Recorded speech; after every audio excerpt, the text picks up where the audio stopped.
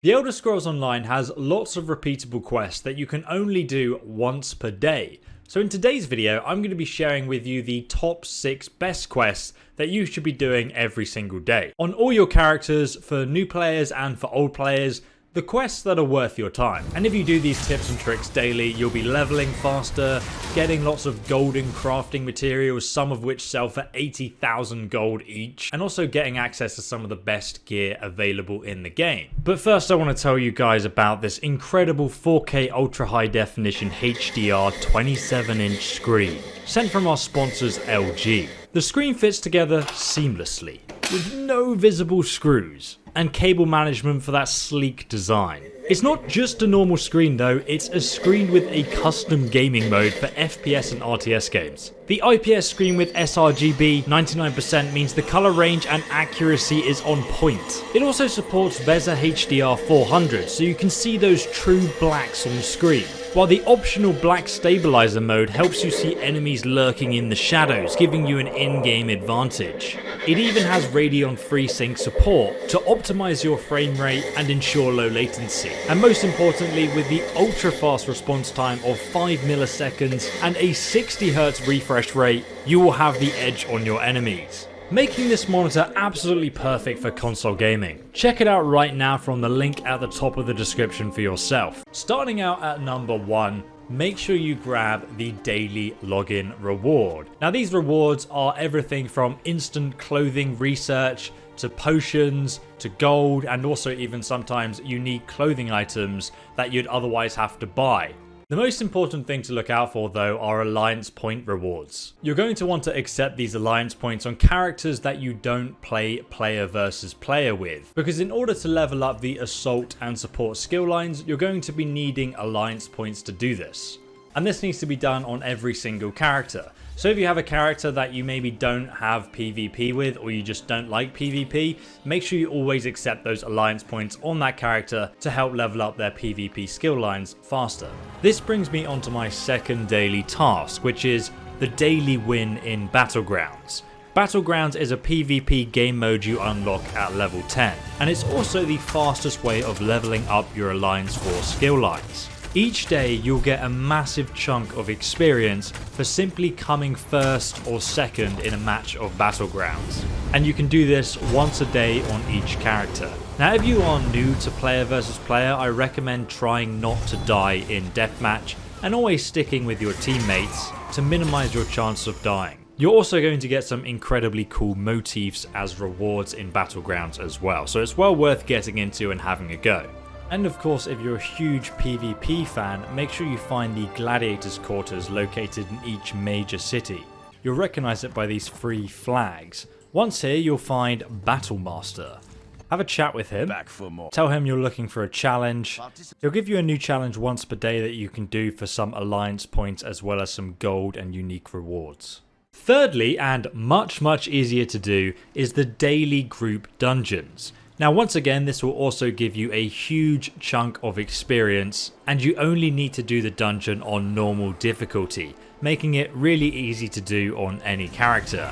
It's essentially just a free level up once per day, because the experience you get scales with what level you are. So ideally you should be doing these daily dungeons and battlegrounds on all your characters to maximize your experience gain. If you didn't know already, in the Elder Scrolls Online, you can have multiple characters at once. Once they reach level 50, you'll then unlock champion point levels. This basically lets you carry on leveling all the way up to champion point level 810, which is currently the max level in the game. Your champion point level is shared between all of your characters. So if you do a daily dungeon on all of your characters each day, it's a really fast and efficient way to reach max level quickly. And also, if you're completely new to this game, just so you know, you're going to have to level each character to level 50 before they join the rest of your characters at their shared champion point level. You also get daily rewards, soul gems, transmute crystals, and so on for doing these daily dungeons. One set of rewards for each character. Next up we have number 4. After you reach max gear level, which is champion point level 160, you can then take part in the daily Undaunted pledges. Now the Undaunted area can be found near each major faction city. So Gratwood in Eldenroot for Aldmeri Dominion, just here on the map. Wayrest, which is in Stormhaven for the Daggerfall Covenant, which is just here on the map. And finally Mournhold in Deshan for the Ebonheart Pact, which is just here on the map. Now you can go to any of these areas and talk to one of the 3 NPCs here, and they'll each give you a different dungeon quest to do once per day. So that's 3 dungeons to do once per day on each character that you have. Now if you finish the dungeon on normal difficulty and then you turn in the quest, you'll get rewarded with 1 Undaunted Key. If you finish the dungeon on veteran and do the final boss on hard mode, you will then get rewarded with 2 Undaunted Keys. So that's 6 keys per day per character. But what's the point of these Undaunted Keys? Well, you can actually use these keys to buy different shoulder pieces of the monster sets. Each dungeon in the game basically has a monster set. The helmet can be collected in veteran difficulty when you defeat the final boss, and the shoulders are brought here for keys, though which one you get is random. Once you've collected a 2-piece monster set though, you'll find that they are rather powerful. In fact, these 2-piece set bonuses provide you with the best endgame buffs you can get in the game. And if you don't know which monster set your character build needs yet, just save your keys for when you do. Oh, and if you guys are looking for new player friendly up-to-date guides on ESO, make sure you also hit that subscribe button and then also the bell icon as well, and then YouTube will tell you every time I post a video about the Elder Scrolls Online. Next up we have tip number 5, and this one is honestly such a grind. But the other thing you can do once per day is upgrade your horse. You should really do this across all your characters. If you don't have a horse yet, don't worry, you'll get one for free once you reach level 10. Once you have one, you can come to any of the city stables and talk to the stable master about upgrading your horse. Now it costs 250 gold to either upgrade the speed, the stamina, or the carrying capacity by only 1%. And this can only be done once per day, up to a cap of 60% when it's maxed out. And this has to be done separately for each character. So I recommend doing this on multiple characters, even ones you're not yet playing, just so that when you actually do come to play them, you already have a fast horse. I suggest that at the start you focus on upgrading your horse's speed to 60%, since it's honestly the most useful stat here. Then if you're doing player versus player, I recommend upgrading your stamina because it increases the amount of hits your horse can take before you fall off it. Or if you're doing player versus environment, I recommend upgrading your carrying capacity of your horse, since it will let your character carry even more items, up to a cap of 60 extra items in your inventory. In total though, to fully upgrade a horse, it will cost you 45,000 gold, which isn't too much later on in the game. But the main kicker is that it will take you 36,000 hours minimum. So I recommend starting now. Okay, next we have tip number 2, the final tip, and honestly, one thing that I've only recently started doing myself, which is daily crafting missions or writs. Now, even if you're not a crafter, these are still actually worth doing since you can make a lot of money, especially if you just have one character who has a high crafting skill. Let me explain why it's worth your time. So to start the basic crafting writs, you must first be a certified crafter.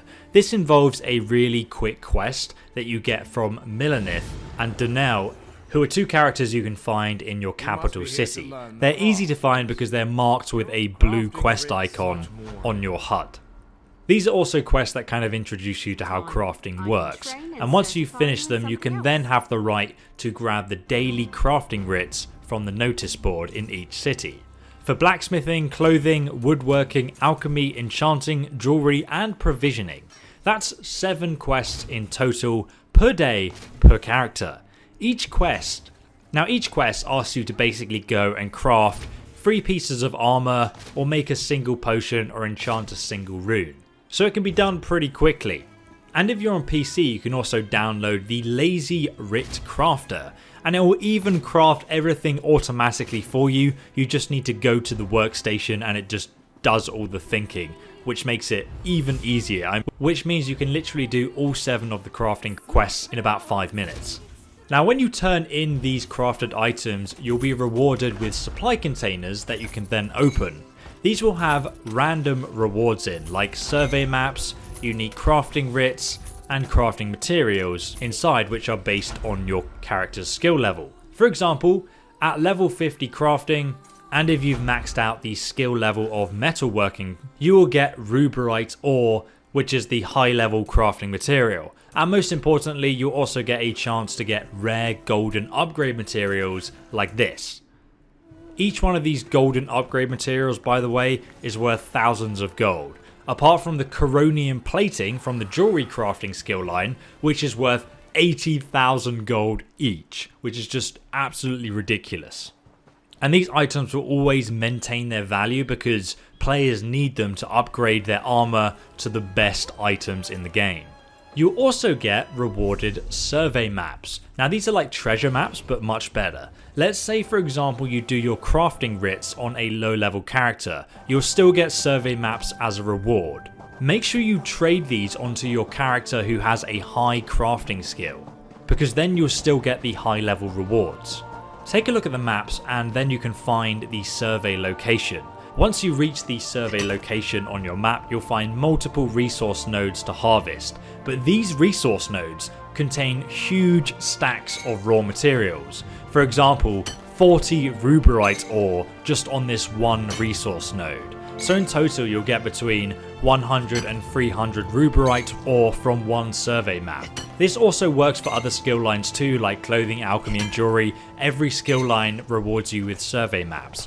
It's much faster than harvesting resource nodes normally, where you only get 2 to 5 ore per node. You're also going to get rewarded unique crafting writs that can be completed in addition for further unique rewards and collectibles. The most time consuming thing I do on this top 6 daily list is most definitely going to be the dungeons. Whether you're on normal or veteran mode, it can be very helpful to join a guild just to get them done faster, especially if you're queuing up as a damage dealer, because it just reduces the queue time immensely. Please do me a favour and drop a like and comment your own tips below to help out all the other new players entering the Elder Scrolls Online for the first time. And if you want to be a true battle brother, don't forget to check out the link below to the LG monitor and improve your gaming setup. Thanks so much for watching and subscribing, and I will see you in the next Elder Scrolls Online guide.